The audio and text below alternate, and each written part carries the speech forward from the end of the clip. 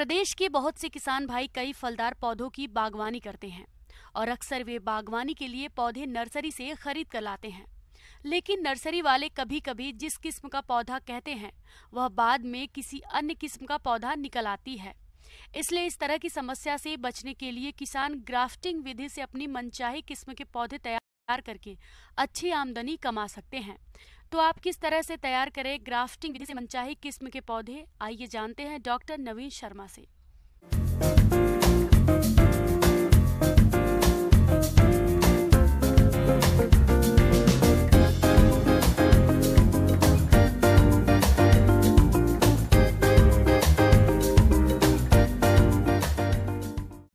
आजकल जैसा कि किसान भाई जानते हैं कि नर्सरी में नए पौधे तैयार करने का समय चल रहा है, जिसमें हम कलम,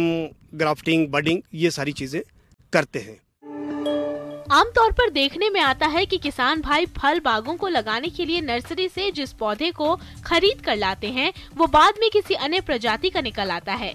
जिस कारण किसानों को काफी नुकसान उठाना पड़ता है। इसलिए इस समस्या से बचने के लिए जरूरी है कि किसान अपने स्तर पर पौध तैयार करे, जिससे अच्छी किस्म के पौधे तैयार होंगे, जिनसे आगे चलकर अधिक फलोत्पादन भी मिलेगा।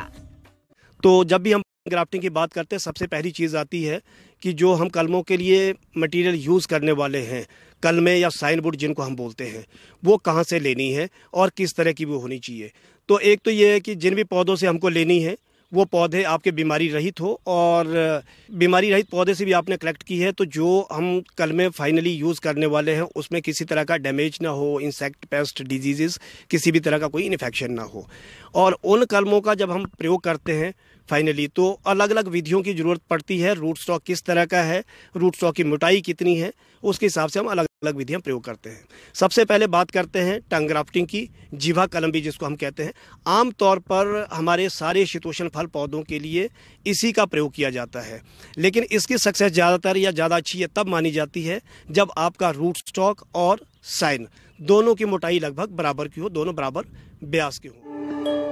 किसान भाइयों, नए पौधे तैयार करने के लिए मूल वृंत जिसे रूट स्टॉक कहते हैं, सांकुर डाली जिसे साइन कहते हैं, इनसे आप अच्छी किस्म के नए पौधे तैयार कर सकते हैं। नए पौधे तैयार करने के लिए आपको कई चीजों की भी आवश्यकता होगी, जिसमें पौधे में चीरा लगाने के लिए चाकू, सिके टियर और कलमों को बांधने के लिए पॉलीथीन की जरूरत पड़ती है। इसमें करते क्या है कि सबसे पहले स्टॉक को जमीन से लगभग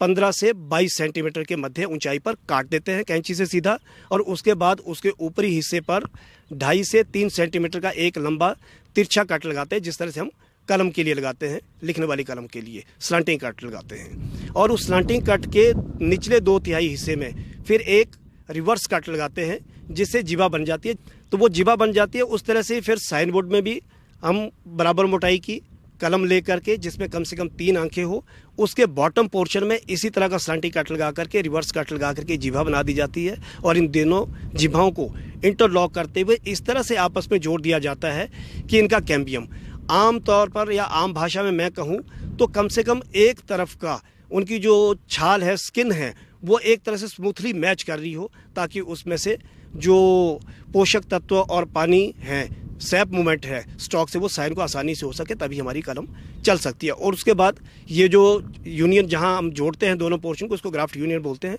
उसके बाद इस ग्राफ्ट यूनियन को हम प्लास्टिक की टेप से उसको अच्छी तरह से कवर कर देते हैं, ताकि उसके अंदर हवा और पानी का प्रवेश ना हो सके, तो ही उसकी अच्छे से हीलिंग होती है और वो इन्फेक्शन से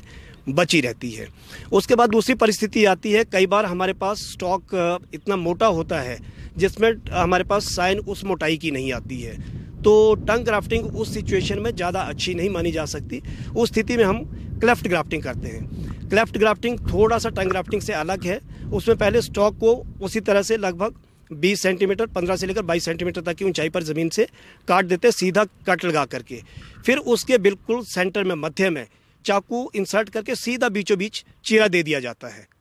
और उसके बाद वो चीरा ऐसा सच रखने के बाद हम जब साइन पे आते हैं तो साइन वही कम से कम 3 बड वाली एक कलम, और उसके बॉटम पोर्शन में, लोअर वाला जो उसका नीचे वाला पोर्शन है, उसमें स्लांटिंग कट एक तरफ ना देने की अपेक्षा दोनों तरफ देते हैं, और उससे वो पोर्शन एक तीर की तरह बन जाता है। फिर वो जो तीर वाला पोर्शन है दोनों साइड जिसमें स्लांटिंग कट दिए गए हैं, वो पोर्शन हम उस इंसीजर में जो हम रूट स्टॉक के मध्य में दिया उससे फिक्स कर देते हैं। वहाँ भी इसी बात का ध्यान रखा जाता है, अच्छी तरह से उसको फिक्स कर देते हैं, पूरा इंसर्ट कर देते हैं। और वहाँ भी इसी बात का ध्यान रखा जाता है क्योंकि साइन पतली होगी, स्टॉक आपका मोटा होगा, तो कम से कम एक साइड से वो स्किन जो है वो अच्छी तरह से स्मूथली मैच करती हो। उसके बाद यहाँ भी प्लास्टिक की शीट से हम कवर कर देते हैं ताकि इसमें किसी तरह का इन्फेक्शन आने पाए। यहाँ एक बात का और विशेष ध्यान रखना होता है कि साइन हमारे पास पतली होती है, स्टॉक मोटा होता है, तो हम जब बाद में शीट हटा भी देते हैं तब भी वो हमारा जो जख्म वहाँ हुआ है काटने की वजह से स्टॉक पे, वो प्रॉपरली हील नहीं हुआ होता है। तो जब तक वो अच्छी तरह से हील ना हो तब तक उस पोर्शन को हम कवर करके रखते हैं। और उसके लिए कॉपर बेस्ड किसी भी फंजीसाइड के पेस्ट का यूज़ कर सकते हैं, जैसे चौबटिया पेस्ट का भी यूज़ कर सकते हैं, कॉपर ऑक्सीक्लोराइड का पेस्ट बना सकते हैं, या और किसी तरह का कॉपर बेस्ड फंजीसाइड कोई भी उसका पेस्ट या पेंट बना करके उस पर लगाया जाता है रेगुलरली।